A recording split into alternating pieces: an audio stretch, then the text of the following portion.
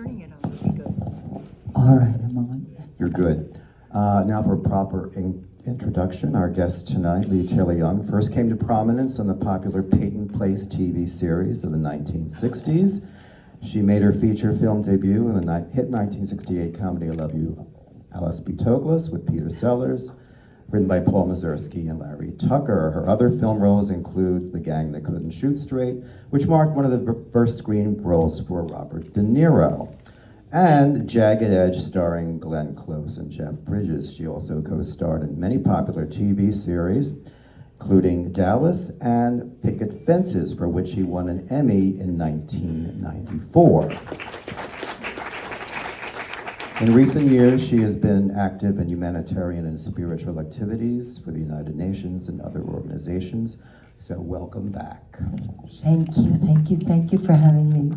By all means. So to start with, how did this project come to you? We call it the traditional way of an agent. It was brought to me by an agent who actually was very good friends with Jim Aubrey at the time, who was the head of MGM at the time. And they were looking for someone, and it just worked. Sometimes it's a scheduling thing, and I wasn't kind of overwhelmed with the material, but because I couldn't relate to it in the times we were in fully. But what I did relate to was, you know, that very dark aspect of a woman's role. Right, because one of the, among the, when the film came out in 1973, it got across the board reviews. Some of the prominent critics were embracing it, like Roger Ebert. Others, like Janet Maslin in the New York Times, she was very, very negative because she felt, where's the feminism? What happened to that? So, I mean, that was... It wasn't existing. It wasn't existing anymore, right? Which is kind of interesting because a current smasheroo blockbuster, Barbie also has those very same themes. That there was a prominent, and then all of a sudden it disappears like overnight, which is, So I could see your dilemma at the time, but it was a major studio release, and like a lot of talent was involved. Of course, the cast, Charlton Heston, he was. He had been, an adventure hero, and of course he won an Oscar for Ben-Hur. But in the 60s, he turned to many adventure roles, and then science fiction, Planet of the Apes, and The Omega Man, also about this time, and now this project. And also, I just have to say this, he was actually sort of an underrated actor, because in this very same time period, in fact, the following year in 1973, he really gave one of his best performances as Cardinal Richelieu in Richard Lester's The Three and Four Musketeers. If you haven't seen those movies, again, they're a lot of fun, and he's really excellent as the conniving, sinister Cardinal Richelieu, something quite different from what he'd ever done before. And so he sort of got typed into these adventure and stalwart, rugged hero films. So how was it like working with him? Well, he was a gentleman. And very honestly, I have some very good fellow actors here tonight who know that we may not always be so lucky, but he was a gentleman, very, very professional. He was not what I would call a warm fuzzy, but I'm not sure that's what the part required. There was something that really struck me. There are things in this movie this time that struck me very deeply, more so than when I've seen it before.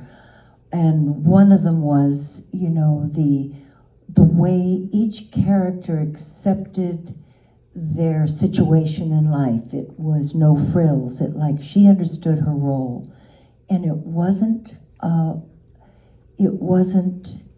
very sad, but it's what she knew. So Charlton Heston's role was the same. So you put these planets with their unique realities together, and then you had what I found very touching, which is she's probably never known loving or moments of where she could let her heart know joy. It was a job to survive. And she had the blessing of Joseph Cotton's character, which again, an homage to Charlton, but also an homage that this was the very last movie of Joseph Cotton, who was a great star in the 40s. And that was very touching. He passed away a month after we finished shooting. And Eddie passed away 3 months after we finished shooting. And I think we would all agree that his presence in this movie was impeccable and beautiful. He had cancer at the time. He knew he was going to die in a very recent amount of time, which makes that final scene and so many aspects of it so much more touching, because this is what he knew was coming. He and I had an extraordinary relationship. I love the loving communication and making a film where you have a sense of warmth. With Richard Fleischer, excellent director, but again, it was not warm, nor was it warm with Charlton. But Eddie, he was all heart. So he'd come to the set in the morning, this is the 70s, he'd say, "I'm not working until I hug Leigh." And he was about 5'2", maybe. And in those 70 wedges, I was about 6 feet tall. And you did see the apparel. And he would walk right into me, more or less, put his arms around me, snuggle up, have a big old hug, and he'd say, "Okay, now I can work." So there were moments in making the film of that kind of sweetness and kindness. And at the cast party at the end, we sat together and he held my hand through it all. It was like we had a soul connect. And it was so obvious. And when I hugged him and kissed him that night, I knew I was not going to see him again. And he had tears in his eyes, I had tears in my eyes, and it was a goodbye. And it was such a, he was my blessing in that movie. Well, that's a beautiful statement about him. Yes, he knew that he was going to die, and so did the Academy, so they gave him an honorary Oscar. And that was long overdue, because he, in his entire career of so many wonderful performances, he never gave a bad performance. And he was one of those actors, and not even a nomination for Double Indemnity or Key Largo. It's like when you look at the list of nominees and winners, and then the non-nominees, it's just mind-boggling. And so he was one of their greatest omissions, and so they finally made it due. But he accepted the Oscar on his deathbed, which was just such a shame. So. Well, one thing to interject, he had come to a place in his life. He was a great art collector. He had enormous love of all the arts, and he was at peace. I mean, in retrospect, I understood that more. But he was happy. He was much happier than the ones who didn't have the information he had. He was happy, and he brought joy to the set, a smile to the set, and he was giving all the way through. Which was, again, that's a testament to the kind of personality that he was and the kind of human being he was, basically.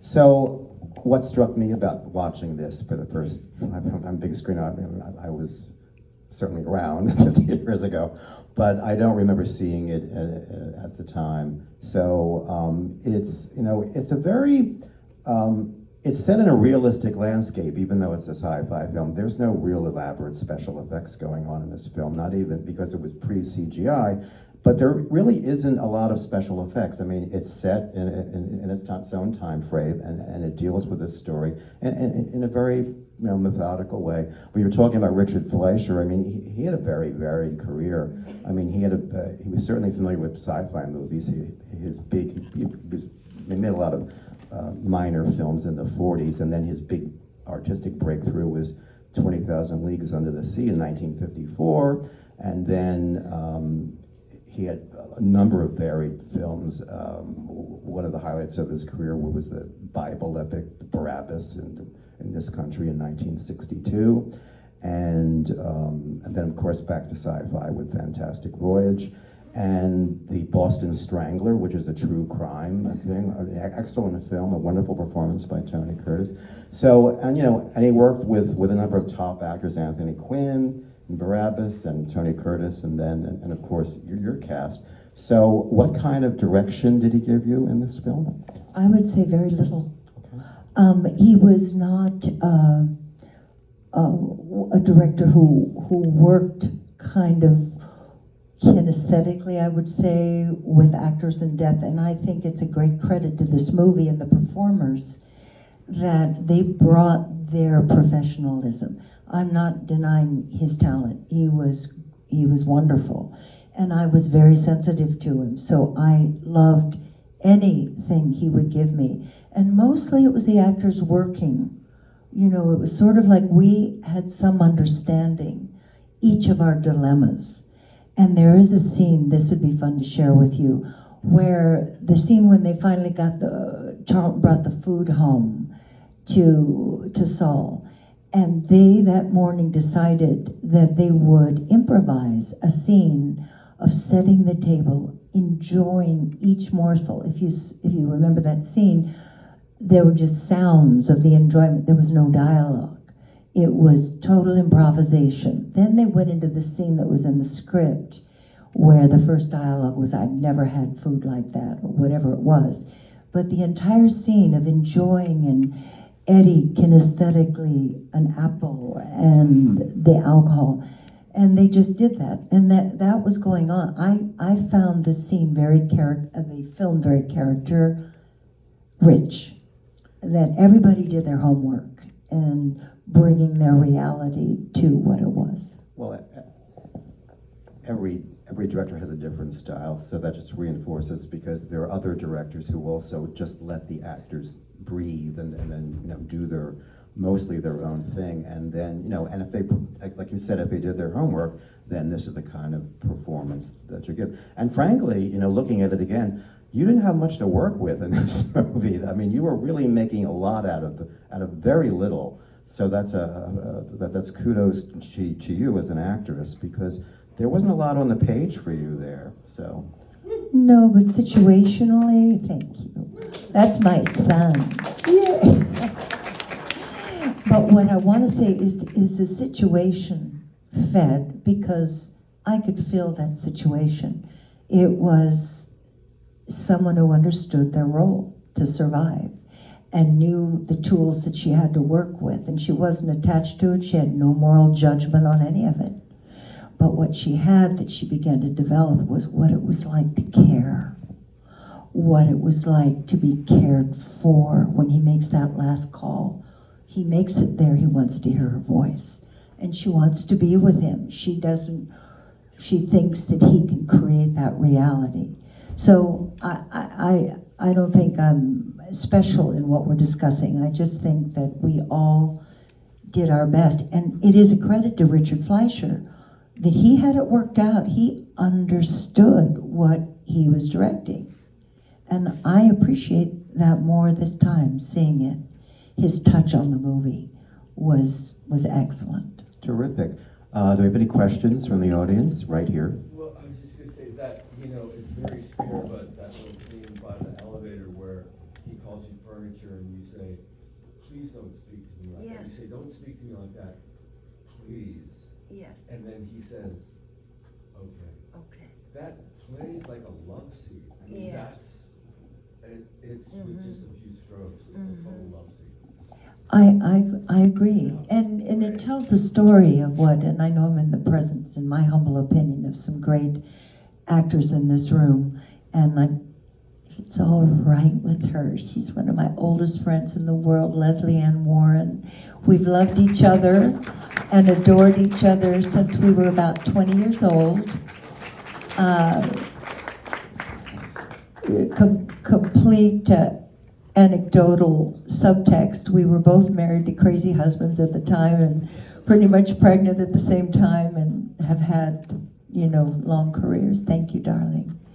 But I just think what you're pointing out is what you can bring in film with one line, one moment, one, yes, that's the power. Thank you. Anybody else have a question? Be happy to. Well, I think this is one of the most important movies ever made on the content of it. And Yeah. the whole idea that Soylent Green was people was not in the original book. That No. was added in the film. That's right. Which That's is right. which is fundamentally what's scary about this movie, Mhm. and it's still scary. Mm-hmm. And if in a third world country, this could be happening as we speak. And you think of there's like 8 million cats and dogs killed every year. What happens to those bodies? Mm-hmm. How easy it would be for a corporation to make cat food out of it. Mm-hmm. I think this film it's amazingly important. And in 2020, I realized that was set this last year. It was projected to last year, and I tried to contact the studio. It was MGM, right? Right. This is an ideal movie to remake this movie. Why aren't they remaking it? And I got no response from them at all. Well, maybe from your mouth to God's ear. Well, it could be, because it's still a viable concept. Well, it's very interesting. I think when in the paperwork on the paper there, you mentioned it in the beginning about it being prophetic. I'm not in agreement with that personally. I think this movie is an exercise, a powerful, important exercise in if you took a beam in a certain direction, what might it look like in its direst form? I have such complete confidence in humanity. I really do. I think we're working out what we've created. When you see the beginning of the movie, that documentary, you see how unconsciously, selfishly, unaware we've been, and this is our creation. We're going to find another creation. I think people essentially are really good, and we're being asked to look directly at what we created. That's power. To be unaware and to ignore, that's being asleep at the wheel, and you get what you get with that. We've got it. We can't afford that lack of awakeness. It's hurtful, it's painful, but I have great confidence that we're going to figure it out, and that our children and our children's children, they're going to inherit this. And I think that's a painful consideration. But we learn sometimes very hard, but we will learn. And I just see a lot of goodness moving in the world. I've seen a lot of it since the pandemic, a dire situation. But I think there's so much positivity that sometimes comes out of the darkness. So that's what I don't think it's prophecy. There's a big lawsuit going on right now. There's a big lawsuit against countries that have been brought by young people. I saw that. Well, how about that? I know, over climate change. They're suing That young governments. girl in Sweden, and she has touched thousands of people with her courage and her boldness at 14, 15 years old. I remember when Severin Suzuki, 9 years old, addressed the Rio Environmental Conference in Brazil. She was 9, and she gave the address to this massive parliament, speaking, "What are you doing?" And Al Gore was there, and these moments count. Somebody's listening, and I consider millions are listening. We'll see. No, I agree with you 100% And on. just one last point. Okay, And I quick. thought the projection in the movie, the way they projected it today, was really right on. You looked at the costuming, the locations they chose, and his projection of what it is today was really cool. Well, you had some really massive talent behind the scenes. The art director, he won an Oscar for Ben-Hur. I mean, he was an MGM contract player, and this was MGM at the real. I mean, it was the studio era pretty much came to an end in the '60s because all the conglomerates bought them out and whatever. But there were still people like the art director Edward. I can't think of his last name. Who were still there. under contract and still making movies like this, and then you move forward, and this was also very much of its time of the approach of science fiction, because if you think about those movies like Omega Man, which is also a look at the future, but my personal complaint about Hollywood and a look at the future is almost everything they do, including Netflix and all the television, it's all apocalyptic and doom and gloom, and it's like, where is the hopeful stories? I mean, you're absolutely right about that, and it definitely lies with younger people today, because that's what they're going to inherit. So I totally agree. Yes, go right ahead. I would also like to echo this gentleman's comment about how important this film is. The reason it hit home with me is that I remembered watching it as a teenager right around that time, and I realized that I'm going to be the same age as Edward G. Robinson in this film in the year that the film was supposed to take place. So I always thought, I'm going to pay attention to this film because I want to see if I'm going to be like that guy looking around for an apple or something like that. My question is, I've always been curious about how celebrities like yourself make a film. How often have you seen that film? Do you watch it all the time? Are you always going to or do you watch it one or two times in your life? And how has your reaction to it changed? I know you talked a little bit about that, but any further comment about how you've changed your view of this film? I would have to say that I think tonight's viewing, no, not tomorrow, tonight's viewing, I saw it more deeply than I've seen it before. And certainly I had memories, and all of us, you go back 50 years, that's another person, and an emerging person. So I would have to say that I saw it more as an audience tonight, and it was very deeply affecting. And just to have so much affection for its intent and its kind of consciousness. I think that's one of the reasons sometimes you wonder, why we did not make that film to become what one might call a cult film, or to last, or to have this moment in time. We didn't make it with that mentality. We made it as a movie of what we were playing based on the script, the characters, and everything else. I don't think one of us, although I might have been the only one who might have had a prescient consideration of this movie, because I've been environmentally sensitive my whole life. 1970 was the first Stockholm conference, and that was the first environmental conference. That was scientific and told the story of what was coming. In the 90s, I went to work for the United Nations for the environment. And I went all over the world, and then I went to work for Ted Turner, who was a massive environmentalist. I learned from all of this, and it led the way to my one moment I'll never forget. I was on my way to I was working with Bob Newhart. I was on my way to work on the freeway. We were in the severe smog period before we put the little adjusters and the sky did clear. Terrible smog. I was on the freeway, and all of a sudden I had this inner, truly spiritual experience of the planet crying.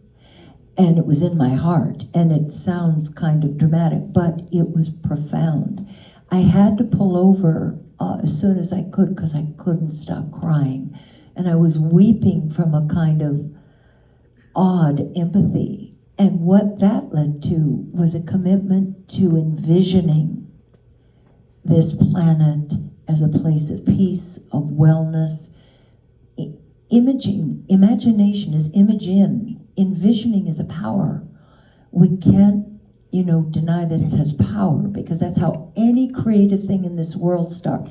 It's how Elon Musk got a vision. It's how any great thing comes from an envisioning. And that if we collectively could envision this, that could have, especially I consider it spiritually, like, we're a magnificent planet. Everything Edward G. Robinson saw in that moment is still here. still magnificent. We're just looking at where we have to up our responsibility, every single one of us. And maybe it's only how we relate to our garbage. Maybe it's related to the simplest of things, but relate to it simply is important. I'd like to ask this lady back here. No, Tom. Yes. Tom. Yes. Thank you. First of all, you look beautiful still. Very kind. Thank you. I appreciate your time, but I was wondering if you can talk a little bit. You worked with Chuck Connors on the film, and also your first film with Peter Sellers. If you can reflect a little bit. Thank you. Well, I can tell a Chuck Connors anecdote that I've told my husband. It's kind of funny.